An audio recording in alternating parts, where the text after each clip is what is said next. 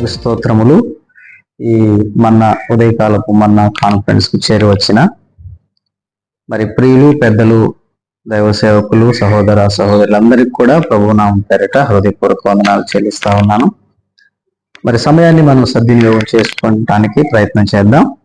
పరిశుద్ధ గ్రంథంలో నుండి అపోస్తుడైన పౌలు తెస్సలోనికలకు రాసినటువంటి మొదటి పత్రిక 1 నుంచి 3 వచనాల వరకు చదువుతున్నాను.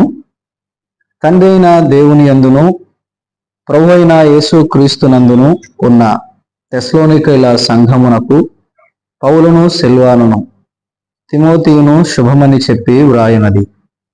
కృపయు సమాధానమును మీకు కలుగును గాక.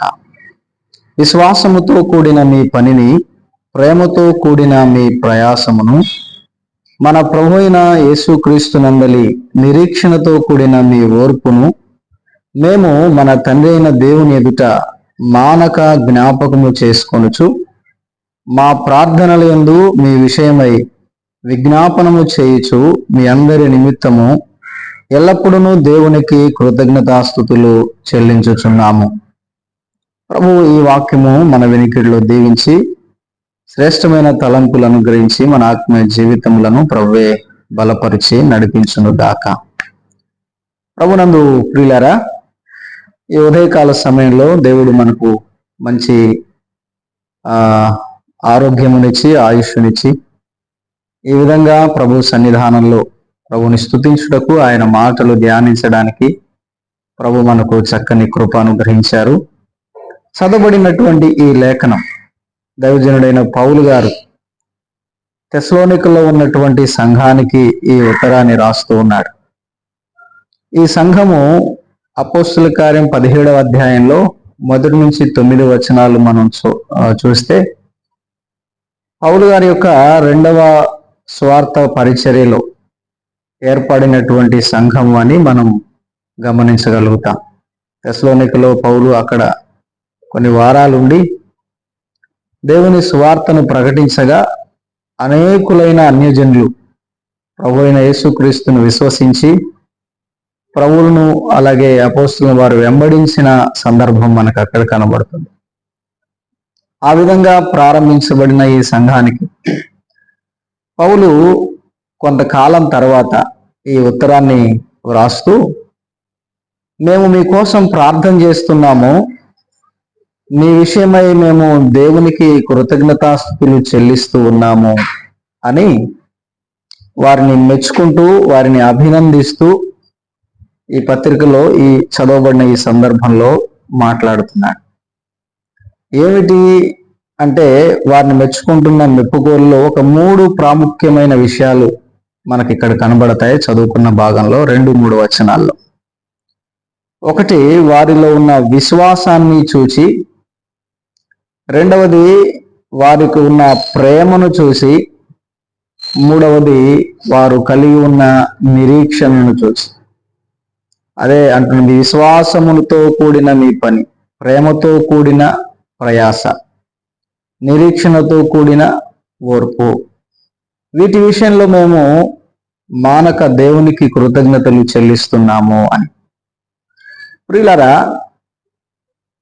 తెస్సలోనికలో ఉన్నటువంటి విశ్వాసులలో కనబడుతున్న శ్రేష్టమైనటువంటి లక్షణాలు నేడు ప్రపంచమంతటా ఉన్న సార్వత్రిక సంఘము, స్థానిక సంఘాలలో మనము ఖచ్చితంగా కలిగి మరి వీరిని మాదిరిగా మనం తీసుకోవడం ఎంతైనా మంచి విషయం.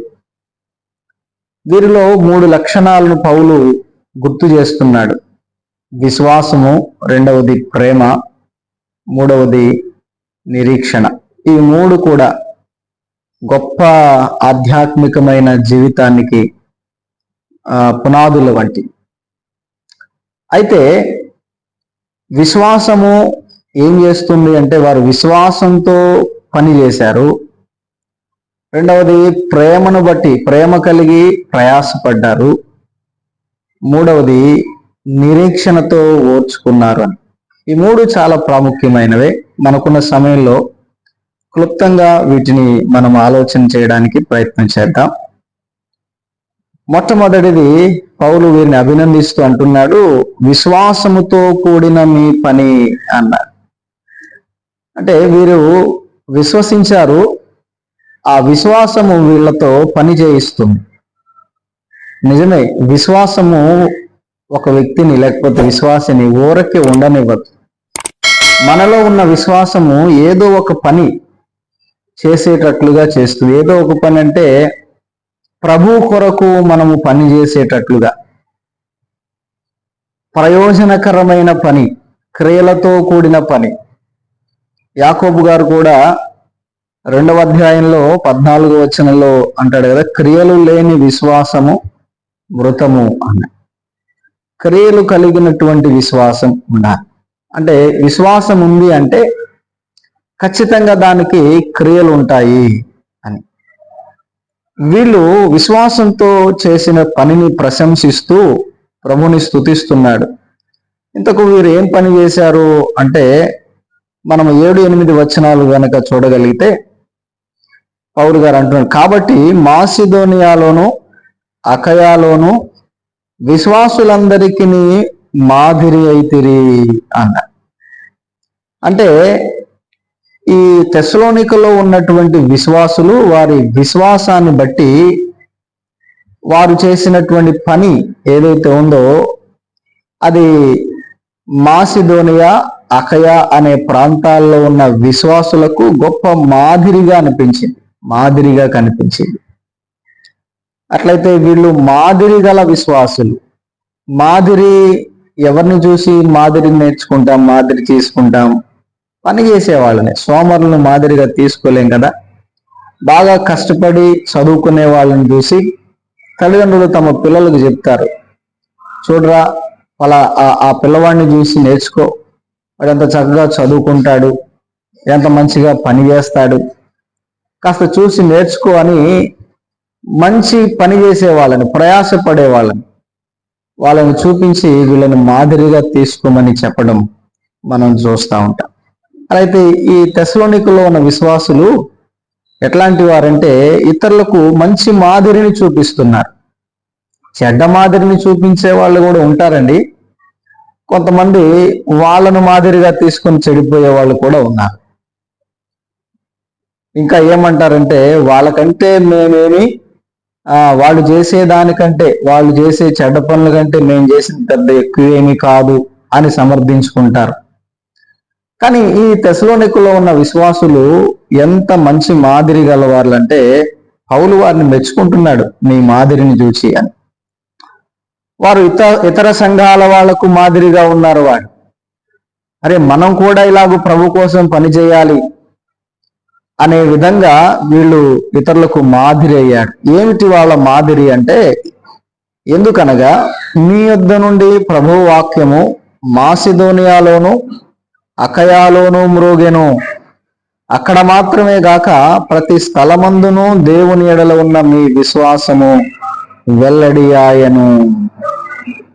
అంటే వీరిలో ఉన్న విశ్వాసము ఇతరులకు ఎలా మాదిరి అయింది అంటే, వారు విశ్వసించినటువంటి దానిని ఇతరులకు ప్రకటించేటువంటి గొప్ప పని కలిగి ఉన్నారు. వాళ్ళు ఏదైతే విశ్వసించారో దానిని ప్రకటించడానికి, ప్రభు కొరకు, ప్రభు వర్తమానాన్ని, సువార్తను ప్రకటించే పనిని వారు కలిగి ఉన్నారు. అందుచేత ఇతరులకు వారు మాదిరి. రక్షించబడిన విశ్వాసులుగా ప్రభు పనిని మనము కలిగి ఉండాలి. మనలో విశ్వాసం ఉంటే ఆ విశ్వాసం ఖచ్చితంగా అది మన చేత పని చేపిస్తుంది.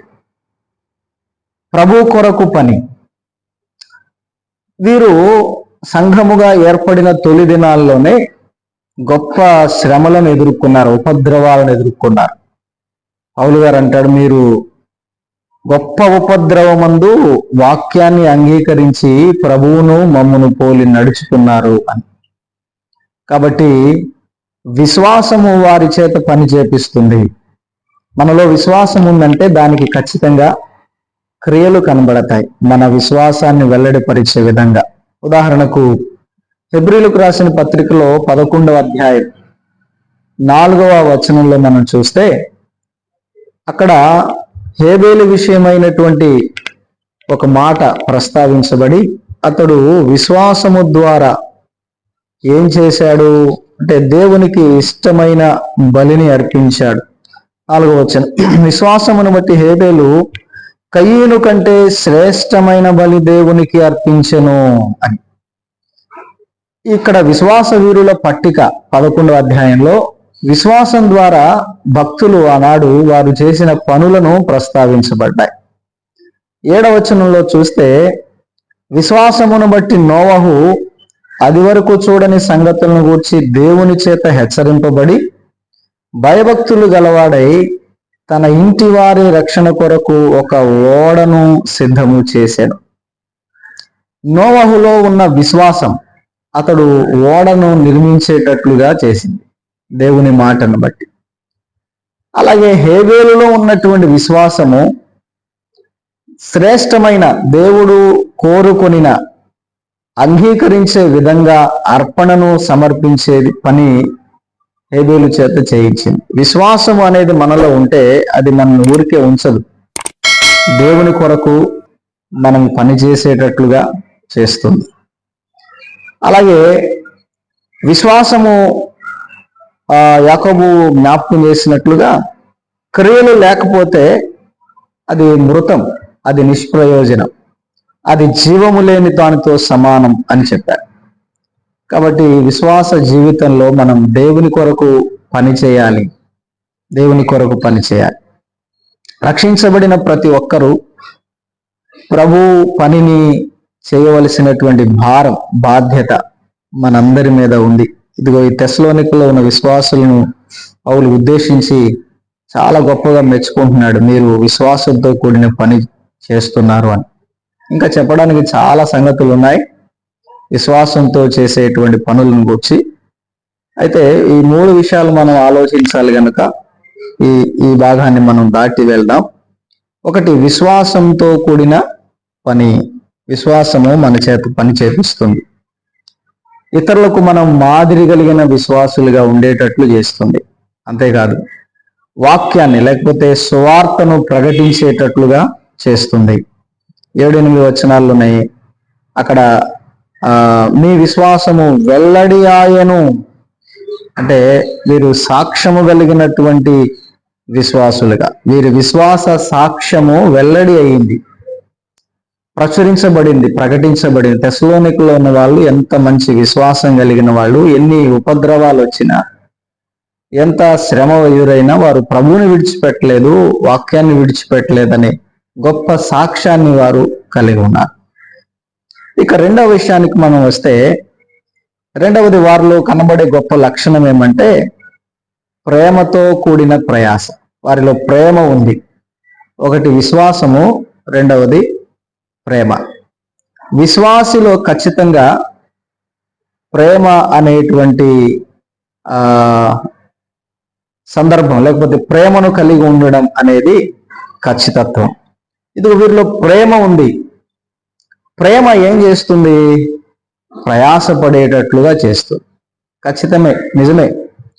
ప్రేమించేవారు ప్రయాసపడాలి, ప్రేమించేవారు ఓర్చుకోవాలి, ప్రేమించేవాళ్ళు నష్టపోవాల్సి వస్తుంది కూడా. ప్రభువైన యేసుక్రీస్తు వారు, దేవుడు కూడా మనల్ని ప్రేమించి తన కుమారుణ్ణి మన కొరకు బలిదానంగా ఇచ్చేశాడు. ఆయన సమర్పించాడు. ప్రేమలో త్యాగం ఉంది, సమర్పణ ఉంది, ప్రేమలో ప్రయాస ఉంది. ఇదిగో వీరు కూడా ప్రేమ కలిగినటువంటి విశ్వాసులైంది. వీరు ప్రయాస పడుతున్నట్లుగా పౌలు వీరిని మెచ్చుకుంటా ఉన్నారు. ప్రేమతో కూడిన మీ ప్రయాస అన్నాడు. దేవుని ప్రేమ వారిలో ఉంది. దేవుడు వారిని ప్రేమించాడు, వారు కూడా దేవుని ప్రేమిస్తున్నారు. మనము దేవుని వలన ప్రేమించబడిన వారం. యోహాను సువార్త 3:16 మనం చూస్తాం కదా, దేవుడు లోకమును ఎంతో ప్రేమించాడు. అలాగే రోమీలకు రాసిన పత్రికలో జ్ఞాపకం చేస్తాడు, దేవుడు మన ఎడల తన ప్రేమను వెల్లడిపరిచాడు. అంటే మనల్ని ప్రేమించాడు. ఆ ప్రేమ ఎలాగా చూపించాడు అంటే అది క్రియారూపకంగా. ఆ ప్రేమ ప్రయాసతో కూడినటువంటిది. ప్రేమలో ఎంతో సమర్పణ, త్యాగం ఉంది. ప్రేమించి ఆయన ఏం చేశాడు అంటే మన కొరకు మరణించాడు అని యోహాను పత్రికలు కూడా జ్ఞాపకం చేస్తాడు కదా. ఆయనే మొదట మనలను ప్రేమించను, మన పాపముల కొరకు ప్రాయచిత్తం చేశారు. అలాగే ఈ లోకంలో కూడా మనం చాలా రకాల ప్రేమలను చూస్తాం. సాధారణ ఇలాంటి మాటలు వింటాం. నేనంటే ఇష్టం ఉంటే, లేకపోతే ప్రేమిస్తున్నట్లయితే ఇది చేయగలవా, అది చేయగలవా అనే మాట. అవును, ప్రేమలో ప్రయాస ఉంది అనే విషయాన్ని మనం గుర్తించగలుగుతాం. ఇక్కడ వీరు ప్రేమతో కూడినటువంటి ప్రయాస, వీళ్ళ ప్రయాసను గురించి మనం ఒకసారి జ్ఞాపకం చేసుకుంటే ప్రభువైన యేసుక్రీస్తు వారు ఇలాగ చెప్పాడు. యోహాను రాసినటువంటి పత్రికలో 14వ అధ్యాయంలో 15వ వచనం మనం గమనిస్తే అక్కడ ప్రభువారు అంటారు కదా, ఒకడు నన్ను ప్రేమించిన ఎడల వాడు నా ఆజ్ఞలను గైకొందురు అని. నన్ను ప్రేమిస్తే నా ఆజ్ఞలను గైకొంటారు. అలాగే 21వ వచనంలో ఉంటుంది, నా ఆజ్ఞలను అంగీకరించి వాటిని గైకొను వాడే నన్ను ప్రేమించువాడు అన్న. అవును, ప్రేమ, దేవుని పట్ల ప్రేమ. అలాగే ఇంకొక మాట కూడా చెప్పాడు ప్రభు, మీ సహోదరుల పట్ల కూడా ప్రేమ కలిగి, ఒకరినొకరు ప్రేమ కలిగి ఉండండి. దేవునిని ప్రేమించుట, మనము బైబిల్ గ్రంథం అంతటిని అలాగే ధర్మశాస్త్రం రాయబడిన ఆజ్ఞలను ఒకసారి జ్ఞాపకం చేసుకుంటే 10 ఆజ్ఞలను కూడా ప్రభు 2 ఆజ్ఞలుగా ఆయన కుదించి చెప్పాడు. ఏమంటే, ఒకటి నీ దేవుడైన ప్రభువుని ప్రేమించమని, రెండవది నీ పొరుగువాన్ని ప్రేమించమని. ధర్మశాస్త్రం అంతయు ప్రేమ అనేటువంటి పదముతో ప్రేమతో నింపబడింది. దేవుడు ప్రేమ స్వరూపి. ఆయన మనల్ని ప్రేమించాడు. ఆయన వలె మనం కూడా మన తోటి వారిని ప్రేమించాలని ఆజ్ఞను ఆయన ఇచ్చాడు. ఇక్కడ ప్రభువు చెప్తున్న ఆజ్ఞలను గైకొంటారు. ఒకడు నన్ను ప్రేమించేవాడు ఆజ్ఞలు గైకొంటాడు. ఆజ్ఞలు గైకొనడం ఇది ప్రయాసతో కూడింది, అంత సులువైనదేం కాదు. ఆయన ఆజ్ఞను మనకు అనుగ్రహించాడు. చాలా ఆజ్ఞలు ఉన్నాయి, వాటన్నిటిని ఇప్పుడు చెప్పడానికి సమయం కాదు. కానీ అయితే ప్రేమలో ప్రయాసం ఉంది అనే విషయాన్ని తెలుసుకోవడం కోసం, నన్ను ప్రేమించేవాడు నా ఆజ్ఞలను గైకొంటాడు. చూడండి ఒకసారి యోహాను సువార్తలోనే 16వ అధ్యాయం 33వ వచనంలో ప్రభు ఇలాగన్నాడు, నాయందు మీకు సమాధానం కలుగునట్లు ఈ మాటలు మీతో చెప్పుచున్నాను. లోకములో మీకు శ్రమ కలుగును, అయినను ధైర్యము తెచ్చుకొనుడి, నేను లోకమును జయించి ఉన్నాను అని. ప్రియులారా, ప్రభువైన యేసుక్రీస్తు వారు అంటున్నారు, ఒకడు నన్ను ప్రేమిస్తే నా ఆజ్ఞ గైకొంటాడు, అలాగే నా మాట వింటాడు అని. మరి ఆయన చెప్పిన మాట ఏమంటే, లోకములో మీకు శ్రమ కలుగుతుంది, ఆయనను మీరు ధైర్యంగా ఉండండి అని. ప్రియులరా, అలాగైతే ప్రభువుని మనము ప్రేమించే వారమైతే, ప్రభువుని ప్రేమించుటను బట్టి లోకము మనలను ద్వేషిస్తుంది అనే విషయాన్ని ఆయన చెప్పారు. లోకము మిమ్ములను ద్వేషిస్తుంది. యోహాను సువార్త 15వ అధ్యాయంలో 17, 18, 19 వచనాల్లో ఈ విషయాలు మనకు కనబడతాయి. లోకము మిమ్మును ద్వేషించిన ఎడల మీకంటే ముందుగా నన్ను ద్వేషించనని మీరు ఎరుగుదురు. మీరు లోక సంబంధులైన లోకము తన వారిని స్నేహించును. అయితే మీరు లోక సంబంధులు కారు, నేను మిమ్మును లోకమును ఏర్పరచుకుంటే, అందుచేతనే లోకము మిమ్మును ద్వేషించును. ప్రభువు చేత మనము ప్రేమించబడి ప్రభువును ప్రేమిస్తూ ఉండగా లోకము చేత మనము ద్వేషించబడతాము అని ప్రభువు ముందుగానే మనకు జ్ఞాపకం చేశాడు. అయినా మీరు ధైర్యం తెచ్చుకోండి అని, అయినను మీరు ధైర్యం తెచ్చుకోండి. ప్రేమలో ప్రయాసం ఉంది అని మనం జ్ఞాపకం చేసుకున్నాం. పౌలు కూడా తెస్సలోనిక విశ్వాసులతో ఇదే మాట చెప్తున్నాడు, మీరు ప్రేమతో ప్రయాసపడుతున్నారు, మీ ప్రేమతో కూడిన ప్రయాసను చూచి నేను ప్రభువుని స్తుతిస్తున్నాను అని. ప్రియులరా, ప్రభు కొరకు వారు శ్రమ అనుభవించడానికి ఇష్టపడ్డారు. మనము వారి సంఘ ఆరంభంలో చూస్తే గొప్ప ఉపద్రవాలు కలిగాయి కదా. పౌలును అలాగే అక్కడ ఉన్న వారందరినీ కూడా పెద్దల దగ్గరకు, అధికారుల దగ్గరకు ఈడ్చుకొని వెళ్ళారు అని. అలాంటి క్లిష్టమైన పరిస్థితుల్లో కూడా వారు ప్రభువుని విడిచిపెట్టకుండా ప్రభువుని వెంబడిస్తున్నటువంటి వారుగా ఉన్నారు.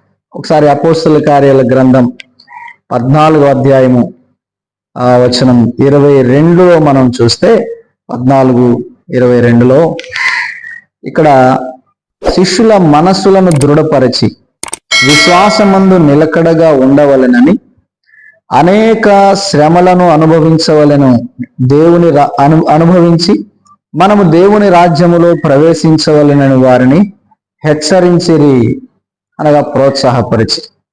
ప్రభువైన యేసుక్రీస్తు వారు చెప్పారు, మీరు నన్ను ప్రేమిస్తే, నన్ను ప్రేమించిన దాన్ని బట్టి లోకం మిమ్మలను ద్వేషిస్తుంది, అయినా మీరు ధైర్యం తెచ్చుకోండి, ప్రేమను విడిచిపెట్టవద్దు అని.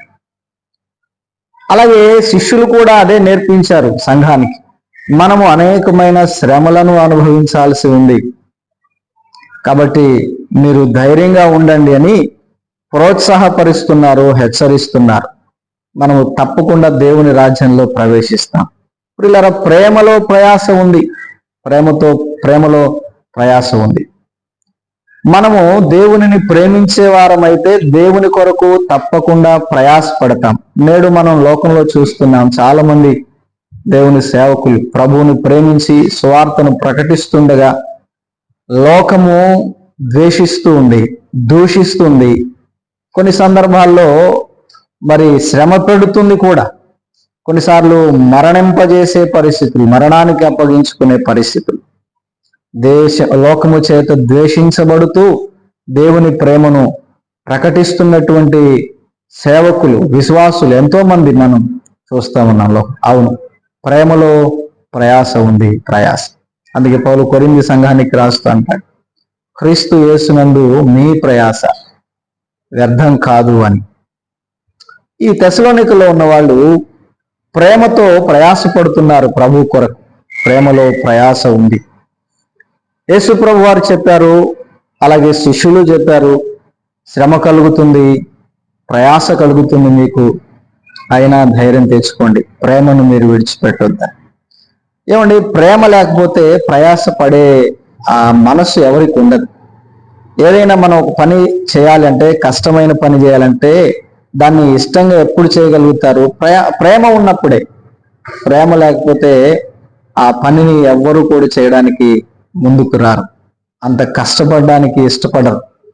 ప్రభు పట్ల ఉన్న ప్రేమ మనము కష్టాన్నైనా ఇష్టంగా చేసేటట్లు చేస్తుంది.